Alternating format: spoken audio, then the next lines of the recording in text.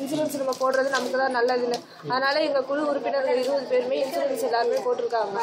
அதனால சொன்னாங்க இந்த மாதிரி இன்சூரன்ஸ் வந்திருக்கு நீங்க கட்டணும்னு. எங்க ஹஸ்பண்ட கேட்டா சரி போட்டு வைக்கலாம், நமக்கு தான் ஒரு பின்னாடி நல்லது அப்படின்ட்டு போட சொன்னாங்க. இப்போ வந்து 31/1/2011 எங்க வீட்டுக்காரவங்க இறந்துட்டாங்க.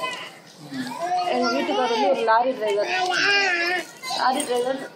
எங்களுக்கு 2 பையன், ஒரு பெரிய பையன் வந்து சின்ன பையன். இவன் பிறந்து 4 மாசத்துக்கு கை குழந்தையில எங்கள் வீட்டுக்காரர் இறந்து போனார்.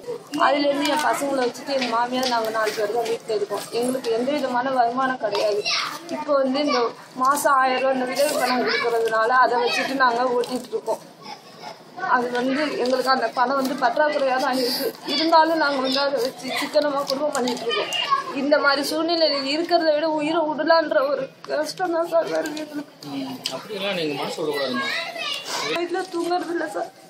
இந்த பிள்ளைங்களோட வேதனையை பார்த்ததே எனக்கு 3 பேருமே இறந்துடலான்ற ஒரு சோழம் தான் சார் வருது.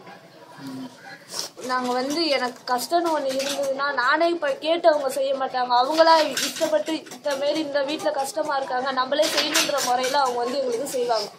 நாங்கள் வந்து எங்கள் குழு தலைவி சொன்னாங்க, காலையில் உங்களுக்கு செக் வந்துருக்கு, இதை வச்சு நம்ம என்ன பண்ணலான்னு ஒரு குழு கூட்டம் போட்டு இந்த செக்கு பணம் வாங்கிட்டு வந்து குழு கூட்டம் போட்டு இவங்களுக்கு என்ன தொழில் செய்யலாமா என்ன செய்யலான்ற ஒரு கூட்டம் போட்டு தான் எதாக இருந்தாலும் செய்யணும்னு சொல்லியிருக்காங்க சார். அதனால இன்னும் அதை பற்றி டிசைட் பண்ணல சார். பட்டு பரிதாபப்பட்டாலும் இந்த பொண்ணு இந்த வாழ்க்கையில இவ்வளவு முன்னேற்றம் அடைஞ்சு இப்படி இருக்காங்களேன்ற பாராட்டு வாங்கணும் சார். அந்த முறையில எனக்கு யாரு என்ன உதவி செஞ்சாலும் நான் வரதுக்கு தயார் சார்.